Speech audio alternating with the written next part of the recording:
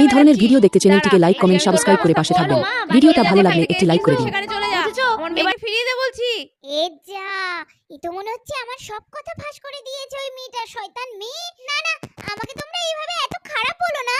আমি ইচ্ছা করে ওকে ফেলিনি, গাড়ি থেকে পড়ে গেছিল। শোনো না, হ্যাঁ আমি স্বীকার করছি আমি তোমাদের পড়ে নয়, কিন্তু আমার না কেউ নেই, সেই জন্য আমার শখ হয়েছিল মায়ের আদর, বাবার ভালোবাসা, দিদি বন্ধু সবার ভালোবাসা পেতে। তাই তো তোমাদের দুনিয়ায় আসার লোভ সামলাতে পারিনি, তোমাদের পরীকে আমি আমার দুনিয়ায় রেখে দিয়েছি। ঠিক আছে, আমি চলে যাচ্ছি আর তোমাদের পরীকে পাঠিয়ে দিচ্ছি, আমাকে ছেড়ে দাও। শিগগিরই যা, চোখের সামনে থেকে এক্ষুনি দূর হয়ে যা। ভালোই ভালোই চলে যা বলছি। তোদের আমি দেখে নেব, আমি আবার ফিরে আসবো।